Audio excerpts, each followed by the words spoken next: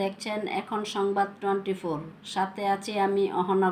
তরুণ প্রতিভা বিকাশে যুগান্তকারী উদ্যোগ, ক্রিকেটারদের কনজারভেটিজম কাটাতে এবার স্কুলের দিকে নজর। মুহম্মদ কামরুল ইসলাম, রাঙামাটির জেলা প্রতিনিধি। দেশের ভবিষ্যৎ ক্রিকেটারদের মধ্যে থাকা কনজারভেটিভ মানসিকতা এবং বিভিন্ন কারিগরি ত্রুটি দূর করতে এবার স্কুল লেভেলকে লক্ষ্যবস্তু করেছে বাংলাদেশ ক্রিকেট বোর্ডের বয়সভিত্তিক ক্রিকেট উইং। তরুণ প্রতিভাদের ভিত্তি তৈরির একেবারে গোড়াতেই প্রবেশ করে তাদের সমস্যাগুলো চিহ্নিত ও সমাধান করতে চাইছে কর্তৃপক্ষ। সম্প্রতি একথা জানিয়েছেন বাংলাদেশ বয়সভিত্তিক ক্রিকেট উন্নয়নের পরিচালক আসিফ আকবর।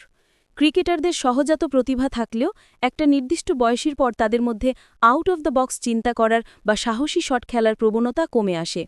এই রক্ষণশীলতা বা কনজারভেটিজম এবং খেলার মৌলিক কিছু ভুল, যেমন ব্যাটিং গ্রিপ, ফুটিং বা বোলিং অ্যাকশনের ত্রুটি, পরবর্তীকালে জাতীয় দলের জন্য চ্যালেঞ্জ তৈরি করে।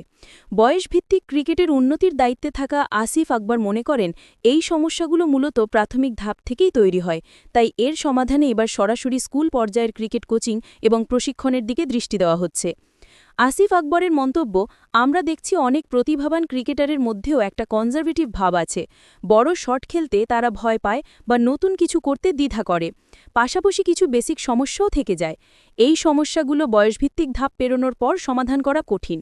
তাই আমরা সিদ্ধান্ত নিয়েছি স্কুল লেভেলকে টার্গেট করে এই সমস্যাগুলোর মূলে আঘাত হানতে হবে। নতুন এই পরিকল্পনা অনুযায়ী বিসিবি স্কুলভিত্তিক টুর্নামেন্ট ও কোচিং প্রোগ্রামগুলোতে আরও বেশি মনোযোগ দেবে। প্রশিক্ষকদের বিশেষভাবে নির্দেশ দেওয়া হবে যাতে তারা শুধু শারীরিক ফিটনেস বা দক্ষতা নয়, বরং ক্রিকেটারদের মানসিক বাধাও দূর করতে পারেন।